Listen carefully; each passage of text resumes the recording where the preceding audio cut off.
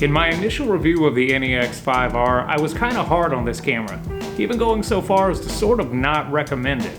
But since then, I've had a chance to spend a little more time with it, and I've kind of changed my mind. I mean, for one, it was raining every single day, and I never really got a chance to see it in good lighting.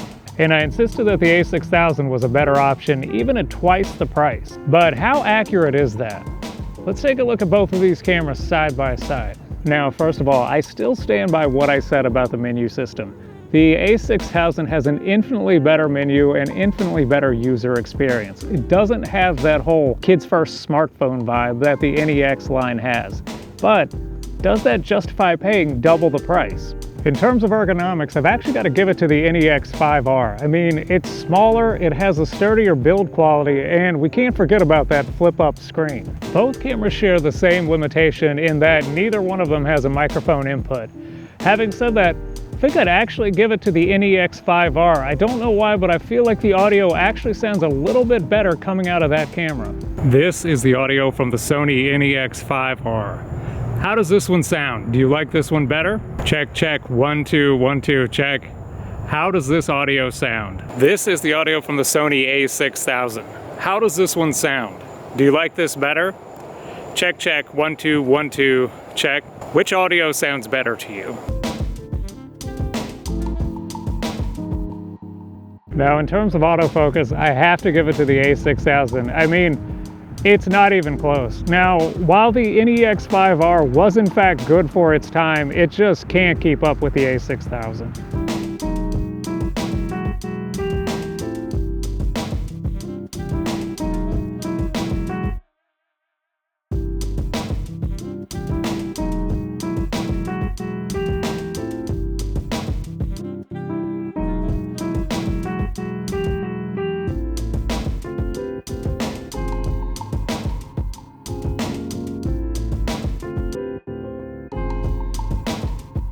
The NEX5R isn't for beauty gurus. At least not in terms of that product showcase stuff. And if you're wondering what both cameras are like with third-party lenses, here's both cameras with the Sigma 30mm f1.4.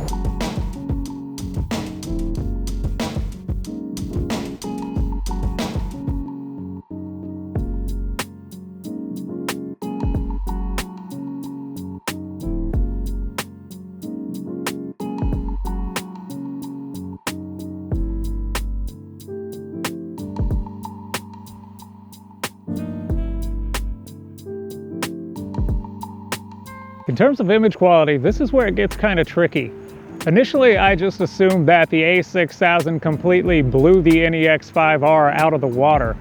Having had a chance to use both side by side for the past week, I'm actually surprised to say that the NEX5R actually kind of keeps up with the A6000. I mean, the A6000 still edges out the NEX5R, but does it still justify paying twice the price?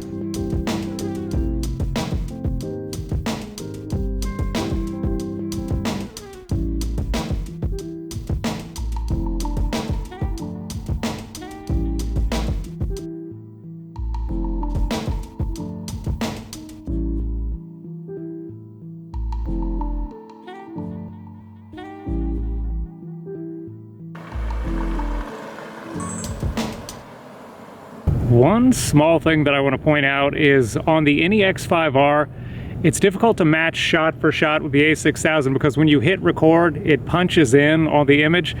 Now, the A6000 actually does that as well, but the A6000 only does that when you're in photography modes. When you switch over to movie mode, what you're seeing on the LCD screen is exactly what you get when you hit record.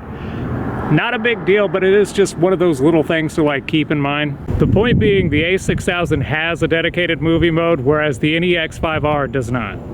Another thing I complained about was the user experience. I mean, the lack of physical controls on the NEX5R can take a little getting used to, but it's not that bad.